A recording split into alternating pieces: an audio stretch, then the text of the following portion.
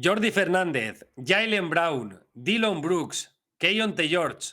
Hoy hablamos de esos jugadores de los que nadie habla. Vive el espectáculo de la Liga Andesa y la NBA en DAZN. Suscríbete al Plan Baloncesto por tan solo 9,99 € al mes. Muy buenas, poneros cómodos. Bienvenidos una semana más a vuestra casa, a NBA House. Ya sabéis, vuestro programa semanal de análisis de la mejor liga del mundo aquí, en Gigantes del Básquet y en DAZN. Si te gusta lo que hacemos, bueno, lo tienes muy fácil para apoyarnos. Le das al like, te suscribes y de paso, si te surge, déjanos algún comentario en la caja de comentarios.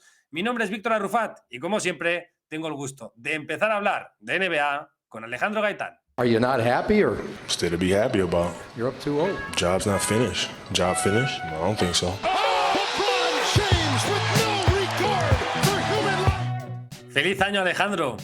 ¿Qué pasa? ¿Cómo va esa entrada al 2026? Feliz año. Va bien, creo que va bien. Por ahora no me puedo quejar del año.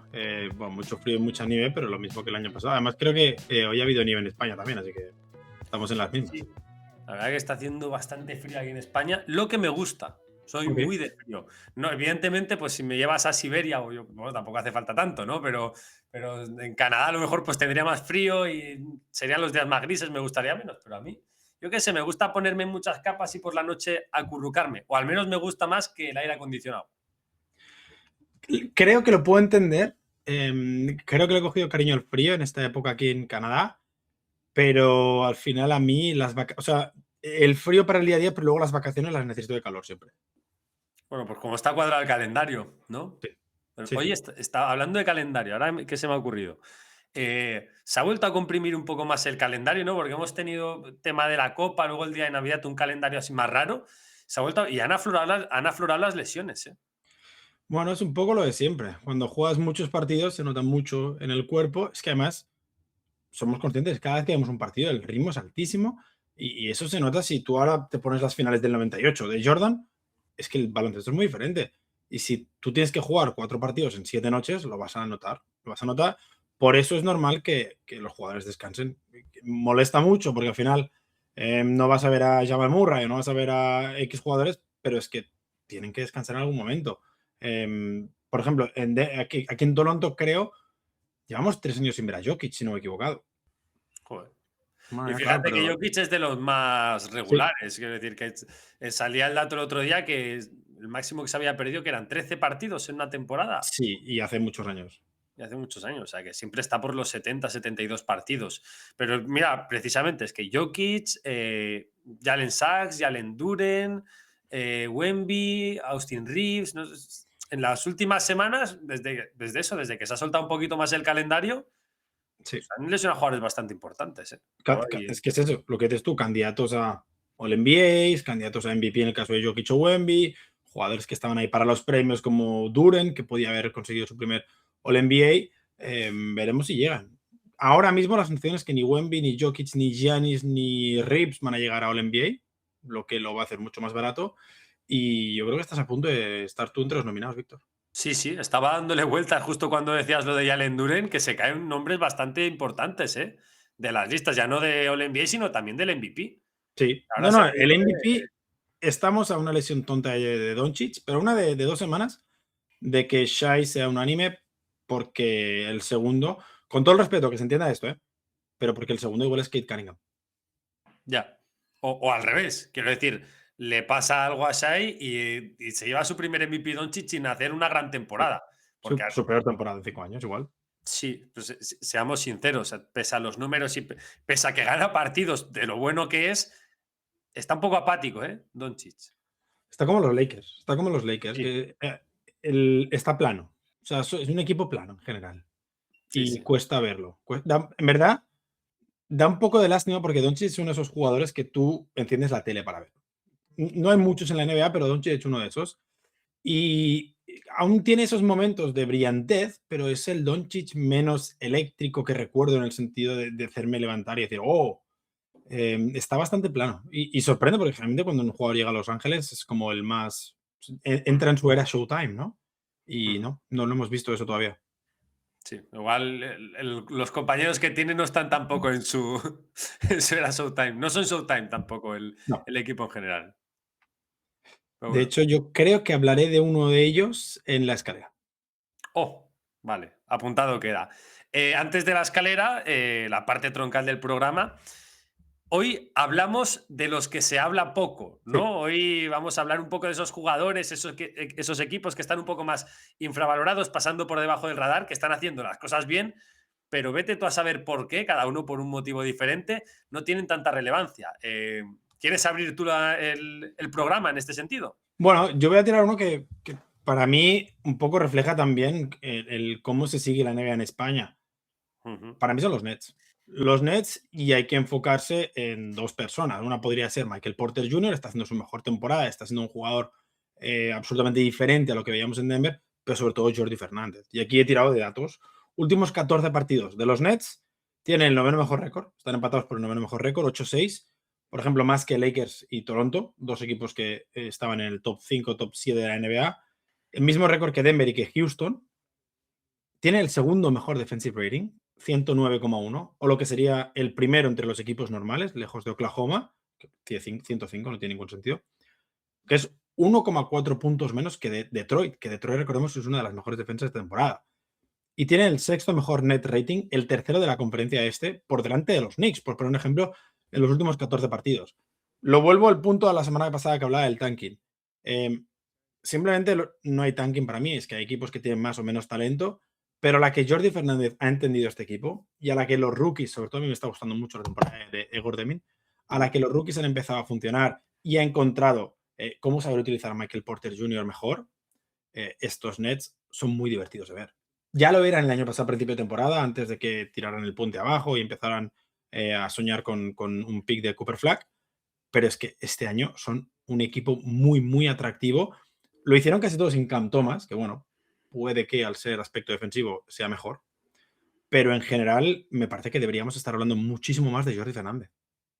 Sí, son un equipo muy de entrenador también. O sea, no es Sí. porque sea Jordi Fernández español. Simplemente es que lo que decías tú te vas en cuanto a talento, y a mí hay algunas plantillas que tienen por detrás los Brooklyn Nets, ya no hablo en la conferencia sino en toda la NBA, que me parece que tienen un poquito más de talento que este Sí, equipo. De sí. hecho, me parecen de los equipos más cortos de toda la NBA en cuanto a talento de jugadores. Es que más que talento, porque al final los rookies pueden acabar explotando, es un tema de jugadores NBA hechos a día de hoy, tienen Sí, muy pocos. Esta eso, mañana, o eso. sea, perdón, a principio de temporada, si hablábamos de jugadores NBA hechos, es que igual tenías a Cam Thomas, Nick Claxton, Michael Porter Jr. y Terence Mann. Y Ujú. los demás eran proyectos o jugadores que habían dado una buena temporada. De hecho, Nick Claxton venía de su peor temporada. El año pasado con Jordi fue un desastre absoluto. Y tiene la plantilla, creo que es la más joven de toda la NBA, una de las más jóvenes de la historia. Es la primera vez que hay 5 rookies de primera ronda en una plantilla en su primer año. Y es lo que dices tú, es que han adelantado por la derecha a Washington, que está jugando mejor, pero que llevamos ya varios años con el proyecto Washington, a los Pacers, que bueno, asterisco mayúsculo, y luego están con más victorias que Sacramento, New Orleans, a punto de adelantar a Utah, que son equipos que por talento es lo que dices tú, son mejores, es que son mejores. Ni punto de comparación. La gracia está, como tú dices, en la defensa. Dos cositas que me gustan mucho de los Nets y porque creo que son un equipo autor. La capacidad de adaptación a los partidos. Creo Sí, que durante los partidos les ves hacer cosas. O sea, que no es un equipo que defienda así y ¡pum! 82 partidos defienda así, sino que es capaz de adaptarse a los rivales, de poner defensas muy diferentes durante un mismo partido. Eso quizás tiene que ver con la juventud. Y ahí está como mi segunda clave, ¿no? El físico, esa frescura que tienen, incluso también el hecho de tener un pivot como Claxton, que no es un pivot tan, no sé, no es un Zubac, ¿no? Por ejemplo, no es un jugador claro. grandote que no puede salir de la pintura porque sufre un poco, ¿no? Por movilidad. El hecho de tener jugadores móviles en esas posiciones interiores también les ayuda a ser defensivamente agresivos. Por Sí. cierto, estaba pensando y ahora, eh, no sé si deja muy mal lugar esto a Cameron Johnson, pero vea temporadón de Michael Porter Jr. O sea, porque yo pensaba, mi lógica, buah, este tío sin Jokic le ha dado muchas carreras a muchos jugadores que bueno, Will Barton, no se me ocurre, que son Sí, borderline sí. NBAs. Digo, a ver cómo está Michael Porter Jr. sin Jokic. Pues bueno, está muy bien, ¿eh? Sí, a ver, es un jugador que esperábamos que iba a meter muchos puntos. El tema es que lo está haciendo con buenos porcentajes y sobre todo, igual en Denver se le veía más como una laguna defensiva, no una laguna defensiva, pero no un grandísimo jugador defensivo, y aquí está dando la cara. Aquí está dando la cara, metiendo casi 26 puntos por partido, con 7,6 rebotes, 3,4 asistencias. La temporada es muy buena. O sea, hay gente, por ejemplo, que lo tiene siendo borderline all-star en la conferencia este, que es mucho más barato que en el oeste, nunca lo sería en el oeste, pero que está en esa conversación y me parece interesante como mínimo.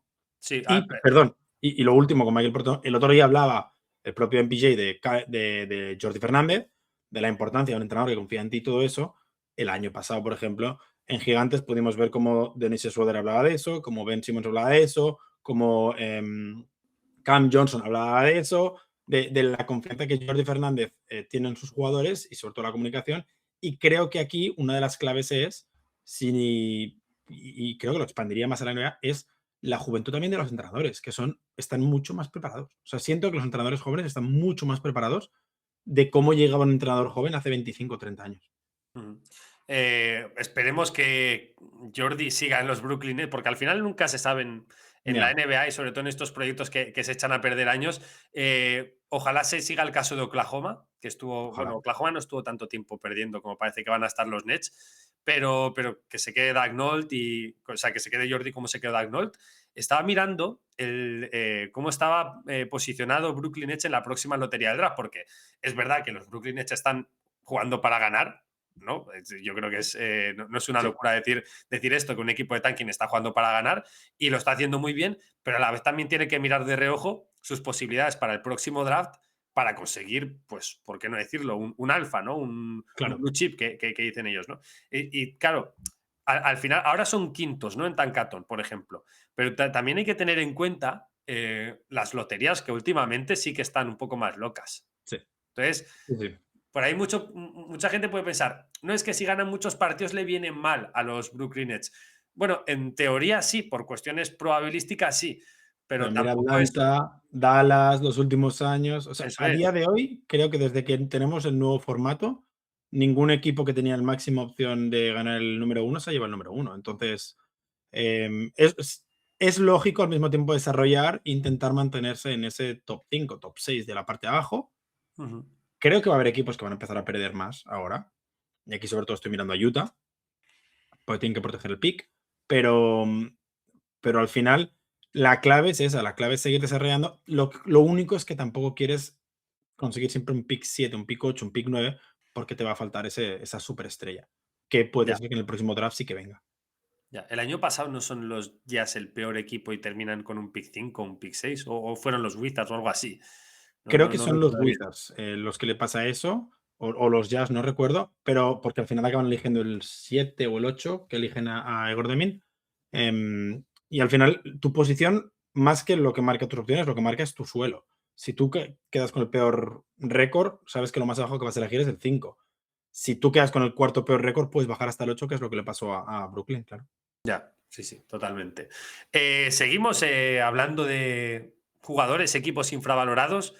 Yo creo que es momento, y más teniendo en cuenta que grabamos hoy después de la victoria de los Phoenix Suns ante los Oklahoma City Thunder, de hablar de los Phoenix Suns. Oye, Me parece bien. 21 victorias, 14 derrotas. En el este, si no me equivoco, serían equipo de factor cancha.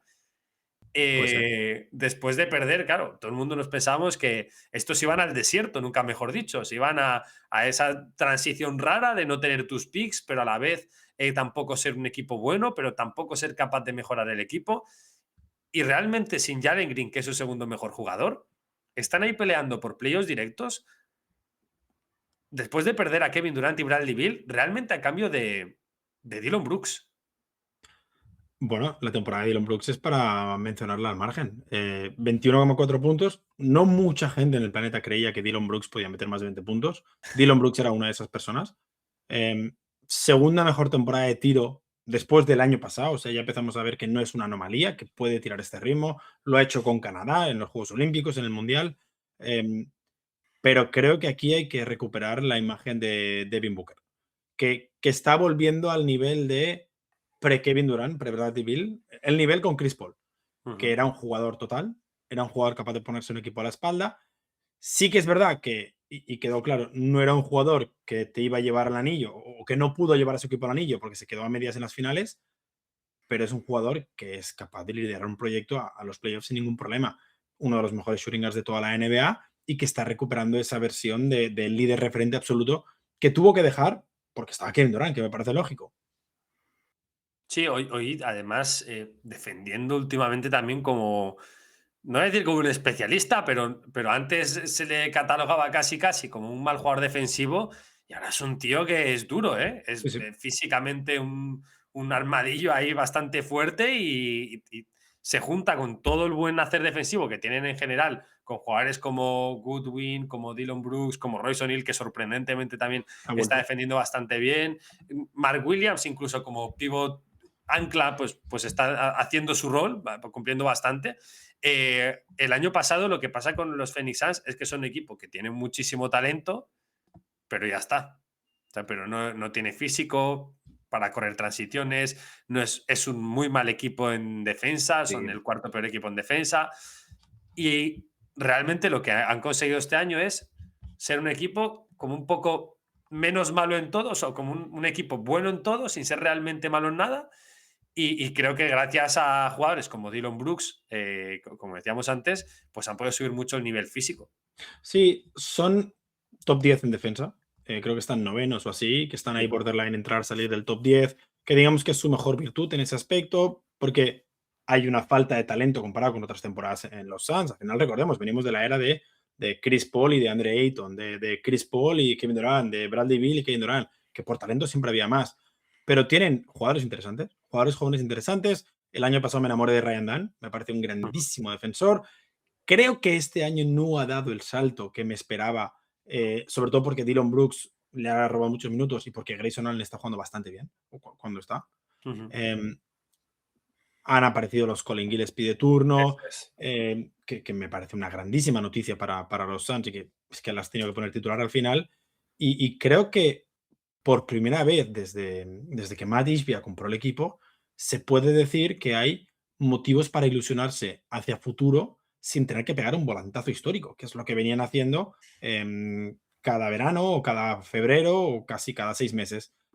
Porque tienes todavía a Devin Booker, que recordemos no ha llegado a los 30, y tienes jugadores jóvenes para pensar en el futuro. Ahora, es muy difícil con este equipo competir en el oeste, la realidad es Ujú. esa, pero quizá puedes desarrollarlos para estar en la situación de necesitar únicamente una estrella para competir. Este equipo está muy lejos de ganar el anillo, pero a la Sí. vez este equipo merece la pena ser, o sea, merece la pena ir a verlo, o sea, merece la pena ir al pabellón, merece la pena encender la tele para verlo. Entonces yo creo que ahí están buscando como un término medio. Sí que es Claro. cierto que, a ver, con Jalen Green, hombre, en un principio se lo tendrán que quedar, ¿no? Porque no le han visto prácticamente nada, pero parece que Jalen Green y Devin Booker tampoco tienen el mejor fit. Sí, a ver, no soy yo el mayor seguidor de Jalen Green de toda la NBA. Probablemente sea de los más abajo en la lista. Pero es verdad que ahora mismo tu objetivo debería ser que se recupere, que vuelva e intentar que juegue lo máximo posible, a ver si lo puedes vender por cualquier precio. Sobre todo teniendo en cuenta, si no me he equivocado, que su último año de contrato no es garantizado o que es a la baja o algo así. Es cierto. Entonces podrías ayudar a algún equipo que necesite liberar espacio salarial. Pero sí, es que necesitas que juegue porque si no es un activo negativo en ese aspecto. Mm, eso es. Bueno, pues Phoenix Suns, Dillon Brooks, Colin Gillespie, Ryan Dunn, Jordan Goodwin. Se habla poco de ellos, teníamos que hablar, Jordan por Ott, supuesto. Jordan Ott, por supuesto, cierto, nuevo entrenador, ¿eh? sí, No, hace un mes igual te lo hubiera puesto en la lucha por el premio al entrenador del año. Creo que ahora hay entrenadores más claros. Y ¡Oh! hablando de premios, voy O a de no hablar de premios. el ganador del premio al jugador del mes de la conferencia del pueblo, Jaylen Brown. Hay que hablar de Jaylen. Hay que hablar de Jaylen porque no se habla suficiente de Jaylen. Para resumir lo que pasó la semana pasada, la NBA anunció quién había sido el ganador del premio al mejor jugador de la conferencia este. Se lo dieron a Jalen Brunson. Jalen Brown se enfadó un poco en redes sociales y en un stream que estaba haciendo. Eh, Tenía mejores números Jalen Brown que Jalen Brunson y creo que había una derrota más por parte de los Knicks, por parte de los Celtics. Se llevó el duelo individual los Celtics, lo ganaron y además Jalen metió 42 contra los Knicks y dijo que Y, él era el Branson mejor. 15. Es verdad, y Branson 15, defendido por Hugo González. Dijo Jalen Brown en el stream que él se considera el mejor two-way player de toda la NBA, ataque y defensa. La gente, bueno, se volvió un poco agresiva con la declaración de Jalen Brown y al día siguiente defendió a Kawhi Leonard, lo dejó en un 3 o 4 de 15, creo, y le metió 50 puntos en la pista a los Clippers. Yo siempre he pensado que la defensa de Jaylen Brown está muy infravalorada. O sea, en Sí, general claro. Jaylen Brown está infravalorado, pero por ejemplo, los Celtics de 2014, de 2024, 2014 iba a decir yo. Los Celtics de 2024, él suele ser el que hace como un poco de perro de presa. Verdad que está Holiday también en ese rol, un poco para quitar desgaste, pero en momentos importantes creo que le dan más a Jaylen Brown esa responsabilidad, porque sencillamente tiene más piernas que Jrue Holiday y es más Sobre grande todo también. cuando eran estrellas o jugadores de esos que la gente siempre compara con estrellas. Estoy pensando en Luka Doncic en las finales, Anthony Edwards de turno, pero por ejemplo, Jalen Brunson era Drew Holiday, por poner un ejemplo. Pero es que es eso, Boston tenía esos dos especialistas defensivos, que son Derrick White y Drew Holiday en pista, pero cuando había una estrella a defender, sí, era Jalen Brown. Y lo hacía francamente bien. Y no sé qué pasa. Yo le estaba dando vueltas también el otro día, especialmente después de ver el partido contra los Clippers. No sé qué nos pasa con Jaylen Brown, porque está jugando bien Jaylen Brown y estamos pensando en si vuelve Tatum a ver los Celtics. Porque gana el MVP de las finales Jaylen Brown y estamos pensando más en que lo ha perdido Tatum más que en que lo ha ganado Jaylen Brown. Eh, no sé si es una cuestión de casi estética, ¿no? Podríamos decir, que aquello que se reía mucho la gente de que si la mano izquierda, que si el bote no lo tiene muy Sí, controlado, que si el tiro tal. No sé qué es exactamente. Pero solo se hablan mal, o sea, de Jaylen Brown para hablar mal, cosas malas de él, ¿no? Cuando firma su contrato, firma un contratazo. No, sobrepagado, sobrevalorado. Lo está haciendo de maravilla y está valiendo cada centavo de ese contrato. No, es como que sea por hecho. Tiene que ser bueno porque ha firmado un contrato grande. Igual cuando llegó a la NBA. No, es que es un pick 3 que vas a esperar de qué mínimo, ¿no? ya. Entonces, un poco. Sí, sí, no, absolutamente. Por ejemplo, lo que decías tú, infravalorado en defensa. Él solo ha estado en la lista del Depoy del Defensive Player of the Year en su segunda temporada en la NBA. Y nunca ha sido All Defensive, por ejemplo. Sí que ha recibido algún voto, pero nunca ha sido All Defense. Está firmando la mejor temporada de su carrera con muchísima diferencia. Y para mí la clave es que lo está haciendo con un equipo en el que ha cambiado a Tatum, Horford, Porzingis, Holiday y Cornet por Queta, Minot, Segerman, Hugo González y Garza. Claro, Jugadores que pueden estar jugando en la G-League perfectamente hoy. jugadores Sí, que el año sí, pasado estaban en la G League o estaban en el banquillo del Real Madrid. Claro, es que exacto. es eso. La realidad es esa. La realidad es que cogió un equipo que tiene mucho mérito Matsura, también aquí, evidentemente, pero que está promediando 30 puntos, que es career high con mucha diferencia. Nunca había superado los 26 y medio. Está promediando, lo tengo aquí abierto, 5 asistencias, career high, 6,3 rebotes, que es la tercera marca más alta de su carrera. Está en 1,1 robos, segunda marca más alta. Sí que bastantes pérdidas, evidentemente, se esperaba. Y según nos comenta el director del programa, como pone en el chat hoy, solo Larry Bird y Jaylen Brown han promediado en Boston 29,55. Ni siquiera Tatum, que creo que se quedó en 4,7 asistencias, ha igualado a Larry Bird en partidos de 30 puntos consecutivos, con 9 en Boston. Ha igualado a Havlicek en partidos de 30 puntos en los primeros 30 partidos de la temporada, con 20 y pico. Está imitando números de Shea, está imitando porcentajes de tiro de Kevin Durant. Es cierto que no debería estar en la terna por el MVP, porque los números de Shai, de Luka, de Jokic y Giannis son diferentes, pero debería estar como mínimo en las conversaciones de top 5, top 7, y si se caen los Jokic, Giannis, Wemby, Ahí voy Doncic, yo, ahí voy yo. claro, es que si se caen, Cuidado, ¿eh? a ver, es que ¿cuál es la diferencia ahora mismo entre Detroit, por poner a Kate Cunningham como candidato al MVP, evidentemente, y Boston? 3 partidos y medio. Esta noche, seguramente cuando vea la gente el vídeo, si no han dorado, juegan un Pistons Knicks Es correcto, y un Bulls Celtics, es correcto. donde esa distancia pues puede acortarse, O digamos. Boston acaba segundo. O Boston se pone segundo o Boston acaba a un partido menos de los Pistons. Exactamente. Yo sí que creo que al final, por descartes y todo, yo creo que Jaylen va a terminar en la carrera de top 5, aunque sea de sea, no sé si el MVP, pero a lo mejor estar en primero o segundo mejor quinteto en una temporada que se presupone que iba a ser rarita. Sí. Yo me quedo también con que, o sea, el equipo funciona también. Quiero decir, no es un tío que lo pones a hacer números en unos Washington Wizards y es como impermeable. No. El equipo es el segundo mejor ataque de la NBA y creo que era el cuarto de la historia según el offensive rating, que esto hay que, como siempre, cogerlo con muchas Ya, pinzas, ¿no? ya está, creo que segundo, tercero. O sea que, pues eso, que no es una cuestión individual solamente, que este equipo juega bien con Jaylen Brown también. Pero Sí. bueno, también tenemos algunas menciones honoríficas. Yo creo que siempre digo Kayonte George, no sé por qué, pero es Kayonte George, ¿no? Siguiente Es con George. A mí el ordenador siempre me lo corregía, porque yo utilizaba un MacBook Keynote, que es un programa de Mac. Entonces me lo corregía Keynote. Sí, es Keyonte George, temporadón el suyo. Igual esa estrella que estaban buscando los Jazz en el draft, acaba siendo Keyonte, que creo que es de los picks más bajos que tienen entre los últimos años. Gran temporada la suya, muy, muy, muy buena. muy buena. No sé si le da tanto como para ser una primera espada rollo candidato al MVP, pero es una estrella. Y ya tienen dos, los Jazz. O sea que tampoco se pueden andar remonoleando. O sea, tampoco pueden aquí meterse otra vez como la avestruz, la cabeza ahí bajo tierra. O sea, yo creo que los Jazz ya tienen motivos suficientes después de ver lo bien que le ha salido Keyonte George, de tener a Lauri Markkanen a un grandísimo nivel si se ponen a competir, de decir, oye, pues chico, vamos a intentar Hacer algo. comprar. O sea, no estar toda la vida vendiendo. Culpa de Danny Ainge. He vivido eso en primera persona. Yo tengo otro nombre, que igual es la primera vez que lo A digo. ver. Joel Embiid. Uh, El mejor jugador de esto, rol de la NBA, ahora mismo. ¿cómo me hago el sorprendido pese a que hemos hablado de ello antes, eh? Sí, Es sí. muy buen actor. Sí, sí. Cuéntame. No, no. A O ver, sea, ahora mismo tenemos claro que los Magic, digo.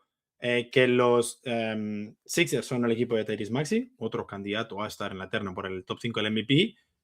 Pero es que Joel Embiid está haciendo muy buenos números como actor secundario, como jugador de rol, como compañero de Tyrese Maxey, incluso podríamos decir por momentos como compañero de BJ Edgecombe.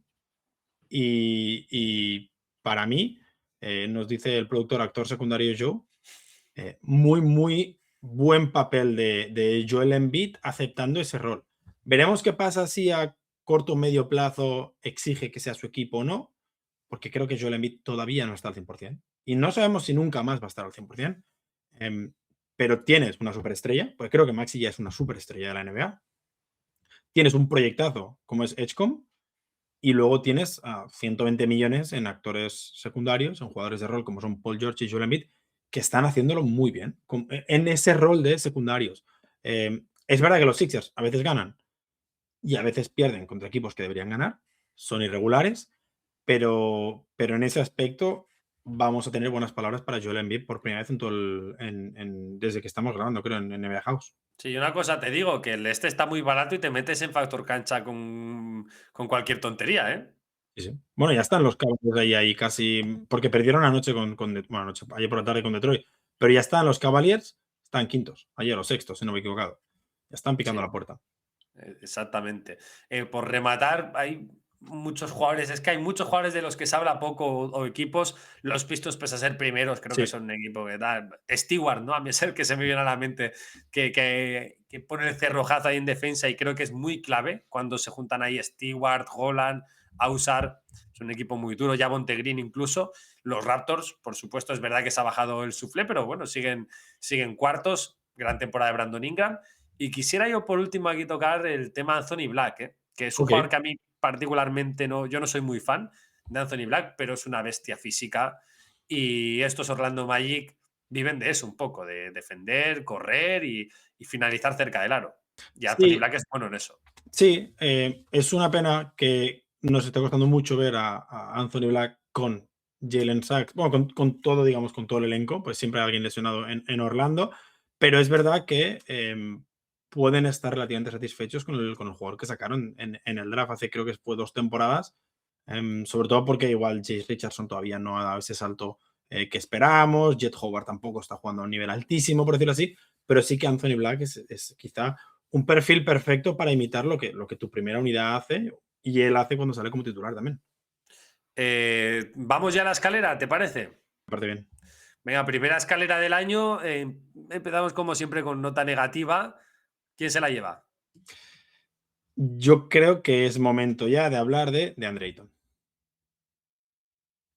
Ya, ahora sí, ya, ¿no? Ahora ya sí. Ahora. Es un poco, con DeAndre Ayton fue lo de siempre. Qué bien, qué bueno es, qué buen nivel tiene, qué bien juega, hace mejor a sus compañeros, el mejor pívot que ha tenido la estrella de turno.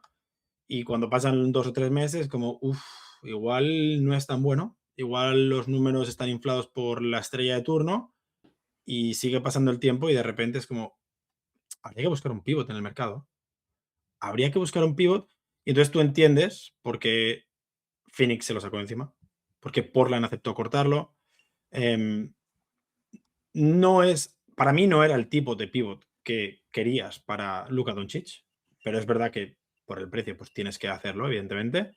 Em, pero creo que estamos empezando a ver, sobre todo los fans de los Lakers, por fin, están empezando a ver lo que los fans de los Suns y los Blazers les avisaron, que iba a ser de Andre Ayton. Es como va a ser muy bonito al principio, va a ser una luna de miel increíble, pero todo matrimonio tiene baches. Y la mayoría de matrimonios de Ayton acaban en divorcio. Entonces, yo creo que ya hemos llegado a ese punto en el que realmente final de año, casi All-Star, que empiezan a ver la realidad. También es verdad que es mucho más complicado hacerlo cuando o bien te falta un generador, como Austin Reeves, te faltaba antes LeBron, te faltó Luka por un tiempo, o bien tienes a los tres en pista, que es muchísimo más complicado, porque la plantilla de los Lakers está mal construida, pero que no sorprende que los Lakers busquen un 5 puro en el mercado de febrero. Tienen que buscar muchas cosas los Lakers en el Sí, mercado, ¿eh? Yo sí. creo que es un equipo que es el equipo al que más le he visto ganar jugando mal, ¿eh? O sea, es Tengo increíble. un dato. El otro día tiraba un dato, una periodista de aquí de Toronto. Es el primer equipo en la historia que tiene el récord actual de los Lakers con net rating negativo. Que creo que era 22-11 o algo así, no recuerdo, pero es que lo tiró hace un par de días, entonces tendría que Ahora, buscar ahora es 22-11, el año ahora antes pues era 21-11, sí. igual era 20-11, porque han ganado seguidos contra Memphis, o 21-11 con net rating negativo. Tremendo. Sí. Es que, de verdad que los ves muy necesitados, pero luego ganan el partido por lo de siempre, ¿no? Por las estrellas, por el clash, tal. Claro, pero es que tú, si tuvieras los marcadores, por ejemplo, le ganaron a Memphis de 6 y de 7. Pero luego contra Detroit, 22 abajo. Ya. Contra los Rockets, 20 o 13, no, 23 abajo. Contra los Suns, 24 abajo. Y luego cuando ganan, suelen ganar por menos de 10 puntos. Claro, es que cuando ganan sufren y cuando pierden, el rival es muy superior siempre. Sí, sí, sí, totalmente. Yo también les apuntaría un 3&D ahí, pero bueno, ¿eh? Bueno, en la lista. Lo que pasa es que hoy en día un 3&D bueno es demasiado caro. No sé si tienen Mira, por activos ejemplo, suficientes. Dorian Finney-Smith, ¿qué te parece? Parece que sí. Voy yo con el equipo que baja. A ver, La que tiene liada en Atlanta. La que hay liada en Atlanta es terrible, de verdad. O sea, porque es increíble. Porque ya no es una casualidad. O sea, cuando uno está Trae Young, este equipo gana o al menos gana a un nivel medianamente aceptable, en torno al 50%, por encima del 50%. Y cuando está Trae Young, este equipo es un sin Dios. O sea, ¿por qué? Bueno, tengo aquí algunos datos por favor. para que veáis que no solo son una cuestión mía, que no son sensaciones mías. Las veces que el defensive rating de los Atlanta Hawks ha sido de 120 o más, han terminado en 13 derrotas y 0 victorias. Bien. O sea, cuando el defensive rating de los Atlanta Hawks es superior a 120, han perdido siempre. O sea, 13 muy malo. veces. Exacto, eso es. 13 veces esta temporada. Ahora, cuando el defensive rating es de 110 o menos, son 9 victorias y 2 derrotas. ¿Vale? Por orientarnos un poco de por dónde van los tiros. Lo que vengo a decir es que los Atlanta Hawks no son lo suficientemente buenos en ataque como para permitirse ser un equipo mediocre en defensa. No, creo que mediocre es un cumplido. Exacto. O sea, no se pueden permitir ser un equipo como han sido hasta entonces, bueno en ataque y malo en defensa, porque ahora sí que no llegan ni siquiera al 50%. Y lo que tienen que, y como están consiguiendo ganar es siendo, bueno, pues eso, un equipo con 5 grandes defensores, con mucho físico y demás. Trae Young no entra para nada en ese molde. Entonces, cada vez que juega Trae Young, el equipo pierde. Y tienen un problema, porque ponen a Trae Young en el mercado. Trae Young, si quiere, termina contrato este verano. Y parece que hay pocos equipos interesados en un jugador como Trae Young ahora mismo. Que ofensivamente es un grandísimo jugador, recordemos. O sea, uno de los mejores de la NBA, tanto en bote propio como para los compañeros. Pues estaba mirando ahora datos mientras tú hablabas. Trae Young con Dyson Daniels, 133 defensive rating, menos 17. Con Jalen Johnson, 132, menos 13. Okongwu, 133, menos 12. Todos los jugadores de rotación, por decirlo así, menos Bit Krejci, está en 130. Con Bit Krejci está solo en 122,3, que es más 0,7. No hay un jugador que con Trae Young, y haya jugado más de 40 minutos, tenga un net rating positivo. Es dramático, es una realidad. Es verdad que sin Trae Young a veces también defienden muy mal, porque Sí, falta Porzingis y es un factor muy importante, es un protector del aro, pero es que ya no solo este año, o sea, realmente el problema viene de otras temporadas. sí, sí, sí. 2-8 con Trae Young, no sé si lo he dicho, pero lo quiero recalcar. 2-8. Y realmente desde que vuelve Trae Young, pasan de ser un equipo que está peleando por el playoff directo a estar de puntillas en el play-in. Y ahora que ha vuelto Antetokounmpo, pues tiene toda la pinta de que la semana que viene se salen de los puestos de play-in este equipo. Sí, sí, sí, Y, realmente parece. y en 3 semanas es la última semana con mercado.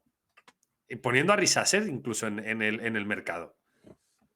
Porzingis, yo creo Cuidado. que el nombre que van a tener que mover es Porzingis. Sí, no, se dijo que estaba muy cerca Porzingis, Luke Kennard, Risase y activos del draft por Anthony Davis. Nos preguntan Porzingis a los Lakers, ¿qué te parece? Salarialmente me parece un poco complicado, ¿no? Complicado, Bueno, no tendría es que ser tanto. Hachimura, estoy hablando de memoria, Hachimura, Vanderbilt, que igual Bueno, Vanderbilt resucita en Atlanta, por ejemplo, Vincent y Cleaver, y entre Cleaver. esos dos te juntas 20 millones.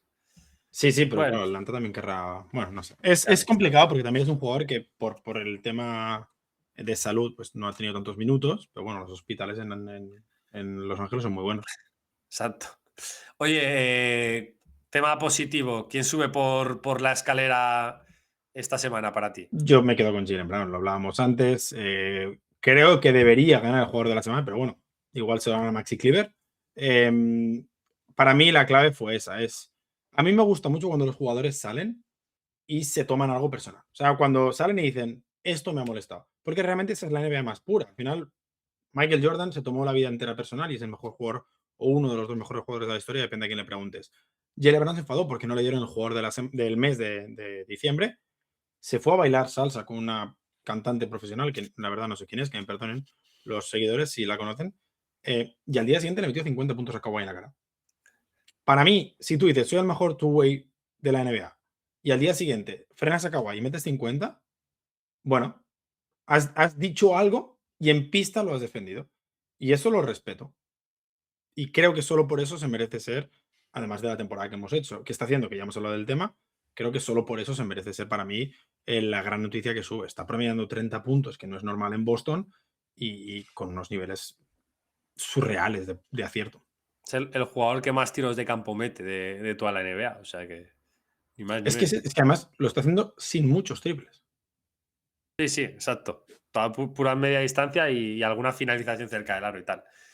El equipo que sube por mi escalera. Mira que a estos les costará subir, voy a tener una edad.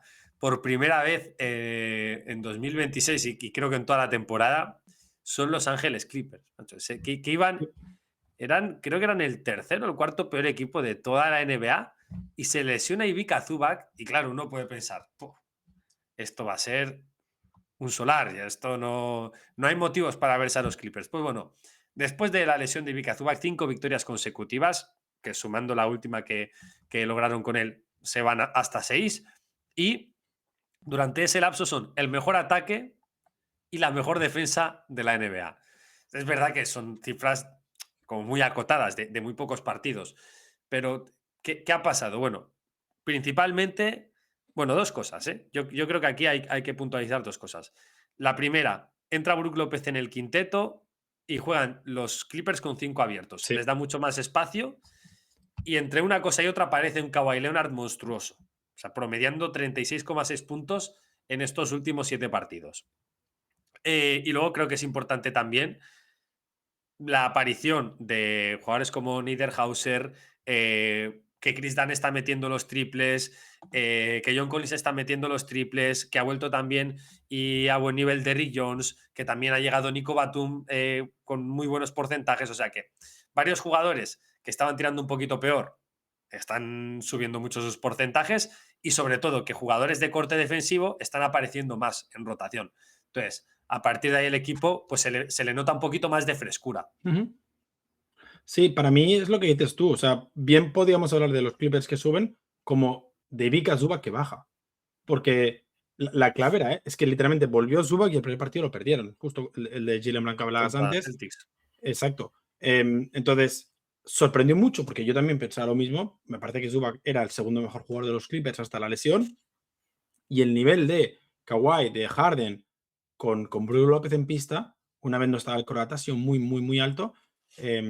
Buena noticia a los Clippers, buena noticia para la NBA, porque los Thunder no tendrían otro pick top 5 y hay que salvar la liga lo máximo que podamos. Pero sí, sorprendido porque nos habían dicho, por ejemplo, que Zubac era intransferible y quizá esos 10-12 días hacen cambiar un poco la opinión de Lawrence Frank. Tú lo que estás ahí remando para traértelo a Boston, ¿eh? No Estás te, ahí. no te voy a decir cuál es el pivot que creo que será el pivot titular de Boston para el siguiente anillo. Pues te enfadarás. Y no. ¿Miles Turner o qué? Es Miles Turner. Yo creo que también hay ciertas posibilidades. Pasa que pensaba que podía ser en este deadline, pero tiene pinta de que ya va a ser en verano eso. Sí, puede ser. Pero bueno. Pero sí, sí, Eh, por desgracia. el tiempo nos persigue otra vez. Vamos bastante apurados de nuevo. Así que tiempo muerto para la última jugada del partido. Vámonos al clutch. Clutch time. Bueno, ¿qué nos tienes dibujado en la pizarra esta semana, Alejandro? Mira, justo hablábamos antes de que Jalen Brown se tomó personal el tema del jugador del mes y que salió a la pista. Yo le voy a pedir, la semana pasada, que es el año pasado también, le pedí a Adam Silver, ahora le voy a pedir a los jugadores. Por favor, quiero que vuelvan las rivalidades de verdad. Quiero que Víctor Wembanyama salga en directo y diga que Chet Holmgren le cae mal. Quiero que Chet Holmgren salga y diga que absolutamente le da igual Wembanyama. Quiero que Jalen Brown salga y diga que es mejor que Shea o que Jalen Brunson o lo que fuera que diga. Necesitamos que la NBA sea así. Necesitamos recuperar la NBA de las rivalidades, de que un jugador odie al otro, de que todos sean como Dillon Brooks, pero con respeto y sin agresividad. Necesitamos las rivalidades más puras, porque el proyecto es mucho mejor cuando tú sabes que hay dos equipos que se odian, cuando tú sabes que hay dos equipos que no se pueden ver y que si se encuentran en playoff, como puede ser Milwaukee Indiana en los últimos años, y este año sería apoteósico que se pasará, van a acabar mal. Porque cuando hay intensidad y rivalidad de verdad, el baloncesto es mucho más atractivo por todo lo que genera. Entonces, necesitamos que los jugadores dejen de ser súper falsos en redes sociales y que si colegas y no sé qué, para que sean honestos, para que sean reales y para que digan de verdad que odian al otro porque le quitó el premio, porque le quitó la novia o porque le quitó lo que sea, y así podamos ver una NBA mejor. Rivalidades. De hecho, creo que la NBA está ahí con este tema de las semanas de las rivalidades, que parece que no termina de funcionar mucho, ¿no? La Sí, no, sensación que no tengo funciona yo. muy bien. Yo soy partidario de rivalidad rollo Halliburton. Me gusta mucho esa forma de rivalizar, ¿no? De picarnos, del siguiente partido te da un gestito recordándote lo que tú me hiciste el anterior. Muy, muy a favor de Halliburton y todo lo que hizo el año pasado. Exactamente. Creo que ese punto de picante, de pimienta, si lo tuviéramos en 2 o 3 focos más, no solo en los Indiana Pacers de Tyrese Halliburton, molaría bastante. O sea, creo que nos dejaría unos playoffs bastante guapos. Sí. Lo has nombrado a mi class time. Yo voy a hablar de Dillon Brooks. Dillon Brooks es el villano de la NBA. Es un tipo que parece que está loco, probablemente lo esté, que hace cosas que parece que no están bien y que probablemente no estén bien, y que suele tomar bastantes malas decisiones. Pero por encima de todo ese ruido y por encima de cualquier polémica que tenga Dillon Brooks, hay una verdad absoluta con él, que es una auténtica bestia física en la NBA del físico y que es una auténtica bestia defensiva en una NBA en la que tienes que defender a 30 metros de tu aro. O sea, estamos hablando de uno de los mejores defensores de toda la NBA y probablemente esté muy infravalorado por todo ese ruido que hace. Y creo que si los Suns ahora mismo están ganando, no solo es por el talento de Devin Booker, tampoco por la llegada de Jalen Green, que prácticamente no ha jugado, es por una cuestión de que han mejorado mucho en materias básicas como la defensa, el físico y la dureza. Y Dillon Brooks en eso es una maldita bestia y creo que ejemplifica a la perfección el cambio de los Phoenix Suns. Los Suns el año pasado son la cuarta peor defensa, son el séptimo peor equipo en porcentaje de rebote. Este año, también es cierto, con la llegada de Mark Williams, son un equipo top 10 en ambas. O sea, es verdad que está el meme de Dillon Brooks y que él mismo se encarga de alimentarlo, pero que no se le olvida a nadie que proyecto que pisa, también en Memphis, también en Houston, le da mucho empaque y pese a que él no es serio, hace que ese proyecto sea un poquito más serio. Así que nada, simplemente este clutch quería tenerlo ahí como de apreciación a una figura tan antagónica como es Dillon Brooks. Yo siempre he sido a favor de Dillon Brooks, del villano. Eh, Hay un dato, me parece que es que equipo al que llega, equipo que mejora el récord, no es que no, no puede ser casualidad. Y sobre todo porque uno de los equipos, por ejemplo, ha perdido a Kevin Durant. Y los Grizzlies no han vuelto a ser lo mismo desde que se fue Dillon Brooks. Pero para mí hay que encontrar el medio entre lo que él nos vende de ese perfil de villano y el jugador, por ejemplo, que le metió 37 puntos a Estados Unidos para ganar la medalla de bronce en un mundial. O sea, ese jugador también existe. Sí. Y creo que este año por fin estamos viendo más ese Dillon Brooks superjugador con momentos de villano, que es lo que dices tú, pero que le está dando una identidad y una cultura a los Suns que necesitan. Sí, sí, sí. Yo creo que justo la clave es que esté en un equipo en el que se pueda permitir esas tontunas. Porque Sí. son un equipo de máxima exigencia, por ejemplo, en unos Oklahoma City Thunder probablemente no se pueda permitir esas tontunas y algunas malas decisiones, muchas malas decisiones que toma. Pero en un equipo que necesita así, pues bueno, Crecer. sí, crecer, que tiene más carta libre, carta blanca, mejor dicho, pues sí, Dillon Brooks le va como anillo al dedo. Bueno, pues hasta aquí el primer NBA House del año. Un gusto como siempre, Alejandro. Se me ha pasado Sí, sí. rapidísimo, ¿eh? Sí, bueno, ya nos están gritando desde producción que nos hemos ido largos otra vez seguramente, pero yo creo que la gente apreciará que nos dejen hablar más. Eso es. Oye, un abrazo enorme. Ya sabéis, si os gusta lo que hacemos, suscripción, like, comentarios, todo lo que queráis. Y por supuesto, seguidnos también en nuestras redes sociales. Así que un placer como siempre, Alejandro. Nos vemos la semana que viene.